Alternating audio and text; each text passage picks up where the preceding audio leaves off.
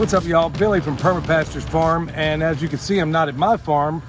We're still on the road heading home, but I had to go way out of the way to come show you this because it's something I think so many of us could replicate. I'm at the University of Massachusetts in Amherst. Beautiful, beautiful sunny day.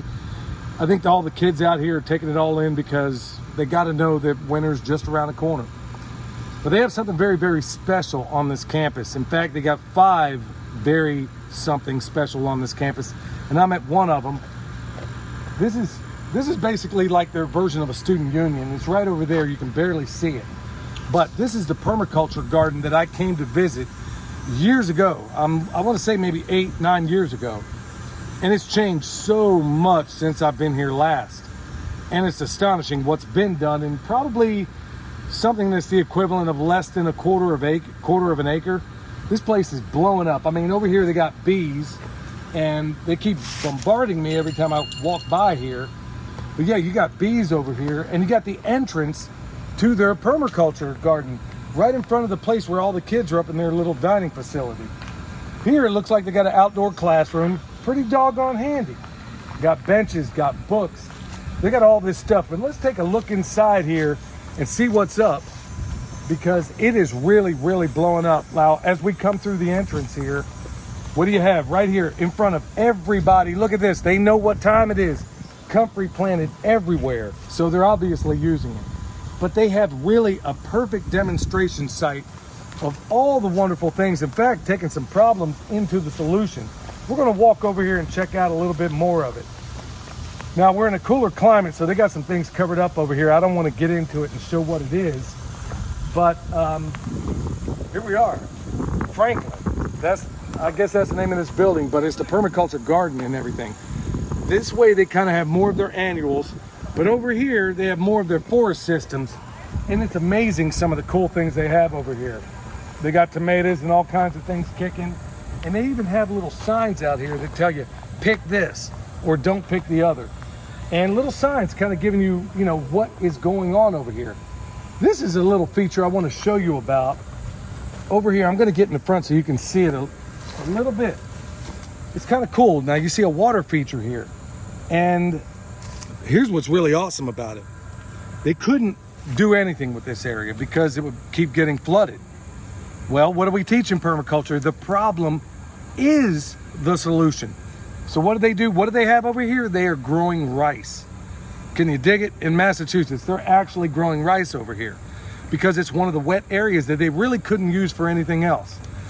But in this little, by my estimation, quarter-acre section, you have all kinds of things kicking. But I will say something. Over at this building right here that we have to my left, maybe to your right, over to this building, here's what I'm noticing. Inside there, they have a dining hall or facility, whatever they call it these days. They have outdoor dining, okay? And they have outdoor dining. Some of the kids are using it, but it's in the antiseptic area. Not one person, despite the fact that they have picnic tables situated all throughout the edge of this, nobody's using it. In fact, I just saw maybe a handful of students the whole time we've been here actually using this space. So maybe there's something of a piece of education that we all need to get in terms of, hey, what's antiseptic and what's healthy? And sadly, nobody seems to be doing it. Over here, they're calling it the orchard section. And it's really cool because I'm seeing pears.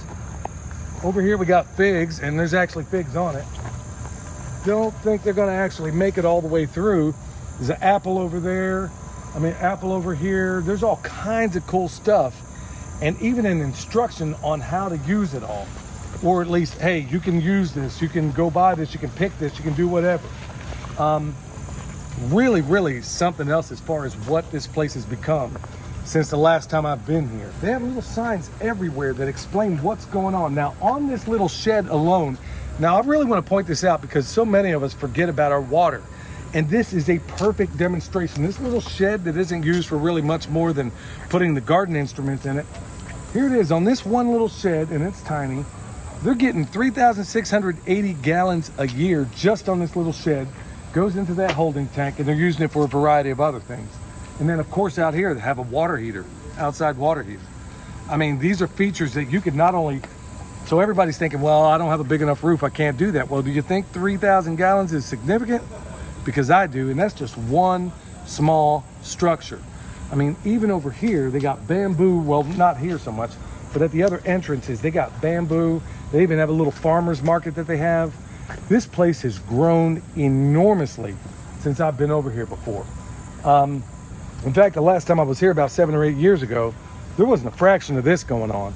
So it's really, really awesome that they're taking the time to do all this. They got pear trees, they got Asian pears, they got all kinds of stuff going. And here's the cool thing about it, zoning, folks. That's what somebody clearly thought about here. So as you're walking up and down here, some of the most critical things you want to position there at your own home that you see every day. But let me get into the bigger thing that I'm trying to point out here, because we're going to go look at some other gardens around here as well. Think about all these public spaces. Now, like I said, this is the University of Massachusetts. We got pears right here on this apple. I mean, right here on this pear tree.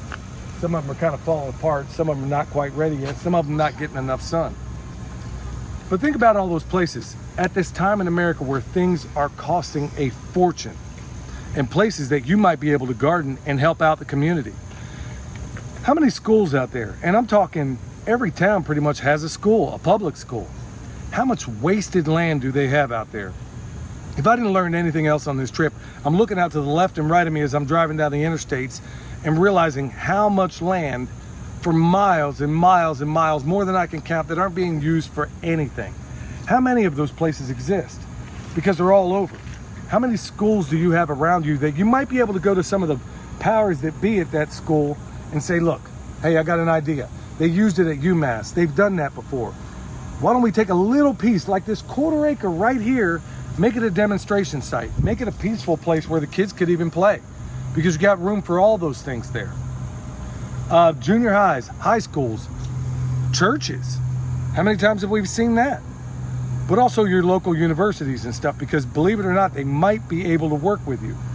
So take a look at all these incredible places around you where there's just tons of opportunity. Tons of places where you can do unbelievable magical things. Now let's take a trip to the other side where they have something of a community garden. That did not exist when I was here last. Let's go see how they're doing things over there.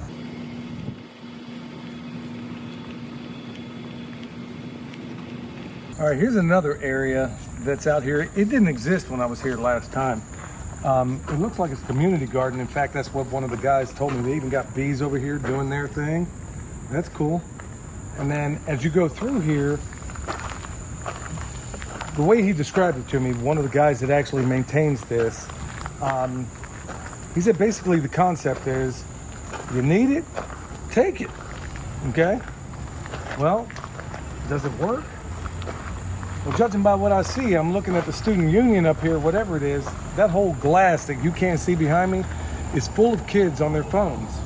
Beautiful day out here. Absolutely perfect weather, but everybody's inside, so that's going to take some adjusting. But here it is. You got all through here a place where they got deep raised beds here, and judging by the wood, it looks like it hasn't been here long. But here's that one issue that we've talked about before in the past, and that's that third ethic. And there's that part that's a little bit of debate on it now. It says basically you may harvest one personal serving from the beds labeled harvest me. Okay, does that work? I'll leave that up to you to figure that part out. I have a lot of experience with fair share, and I got my opinions on it, but that's really not what this video is about. What I find astonishing and what's so cool is that it's all here, and it works in partnership with the kitchen. How cool is that? So if you go over there and look at the compost piles and stuff, there's some yard waste, there's all these different things that are happening, all to come together to provide the soil that's needed out here in these beds. I mean, it's a beautiful setup. I mean, how the entire way they have it set up, and it should be interactive. Although I don't see a whole lot of people actually using it, but it's still a wonderful idea, folks. I'm just saying, there's so many different ways you can go about this. You could even put animal systems in this thing and really make it sing. There's a way where you can make the animal systems work with the tree crops and all the other things you have going there. There's so many ways. I mean, if you don't want to be involved with the animals, well, there's ways where you can do it strictly with the plants. There's a lot of whole perennial systems over there that we didn't even cover. Fantastic stuff, a combination of the annuals. that are really fantastic. Really got to give a hat tip to UMass over here for what they're doing out here with their permaculture garden. And apparently there's several others, so we'll try to find those as well. Maybe we could put those in some sort of, I don't know, maybe we'll put them on Patreon. I'm not sure we could do a whole video about it. But it is pretty awesome. When you look around you, they got dorms and facilities and all these things going at the same place at the same time right here. And somehow, somebody had enough foresight to think about what green element could we add to this? You know, are people doing it? Are they learning from it? I don't know. But at least it's here. And at least it's really a start. And at least I'm glad to be here right now. Beautiful day, so much to do, but think about all those wonderful things that you've seen here and seen in other places that you could possibly partner with colleges, universities, schools, it doesn't matter. A lot of unused land out there, folks, and a lot of things we could do to help it out. All right, you need anything from us, bone sauce, comfrey, you know, anything you need, go check us out at the website or check us out with any of the stuff we have down below. Until next time, this is Billy here at UMass, not at Perma Pastures Farm, but it's still a joy where permaculture is my passion, and they got a lot going on out here. We'll see you next time.